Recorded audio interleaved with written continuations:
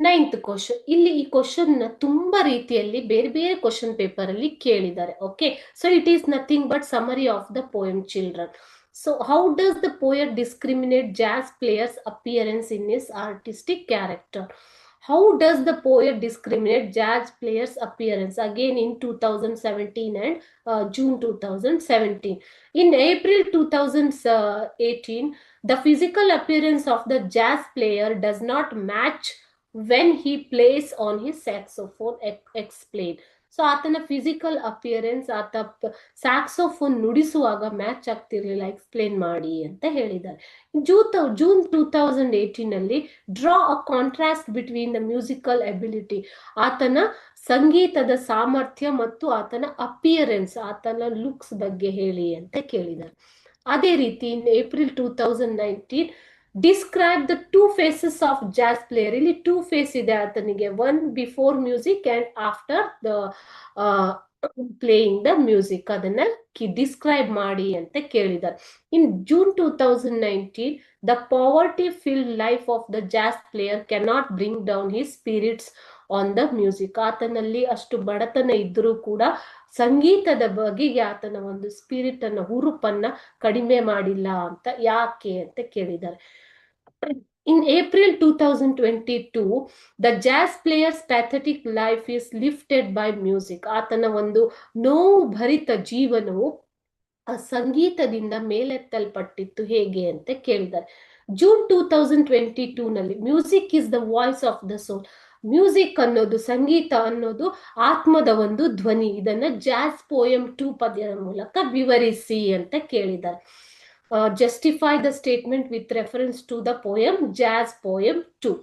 ಅದೇ ರೀತಿ the jazz player prove that he was highly skilled in music. ಆತ music ಅಲ್ಲಿ ತುಂಬಾ ಒಂದು ಕೌಶಲ್ಯವನ್ನು ಹೊಂದಿದ್ದ, ಹೇಗೆ ಜಸ್ಟಿಫೈ ಅಂತ ಕೇಳಿದ್ದಾರೆ.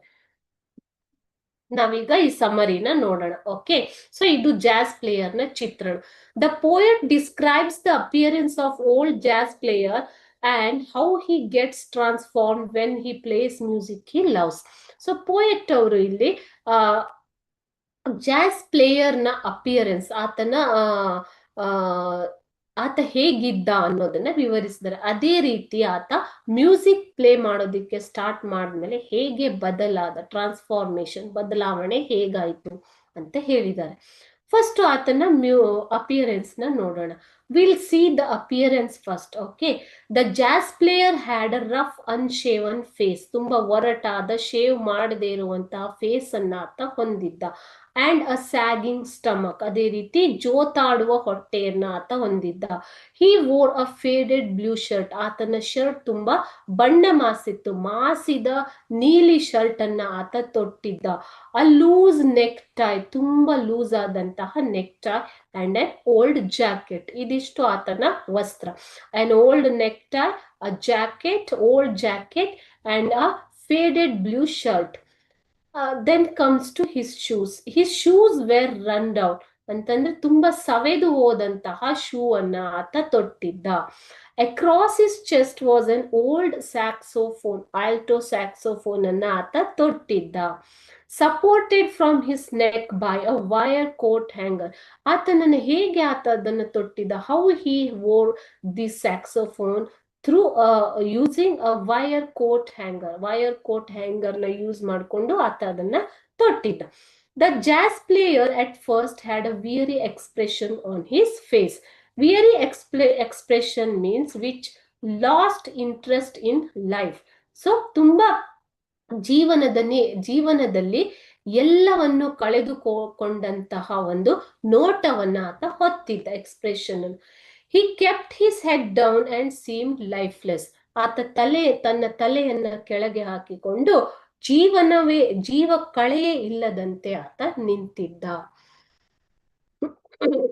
He looked lifeless, but when he started playing music, so see here how he had transformed. Okay, when it was his turn to play the music, he lifted the saxophone ಅನ್ನ ಎತ್ತಿಕೊಂಡು to his lips, ತನ್ನ ತುಟಿಯವರೆಗೆ ತಂದು, suddenly he was filled with a new life. ಆಗ ಅವನಿಗೆ ತನ್ನ ದೇಹದಲ್ಲಿ ಒಂದು ಹೊಸ ಜೀವನ ಬಂದಂತೆ ಭಾಸವಾಯಿತು.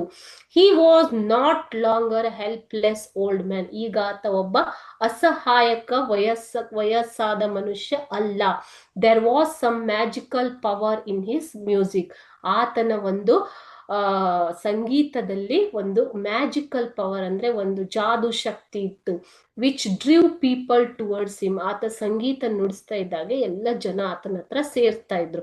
Okay, so when he started playing music, always the people gathered around him to listen to his music. That magical power he had. Okay, his music made him forget all his pains. ಆತನ ಒಂದು ಸಂಗೀತವು ತನ್ನ ಎಲ್ಲ ನೋವುಗಳನ್ನ ಮರೆಸ್ತಾ ಇತ್ತು.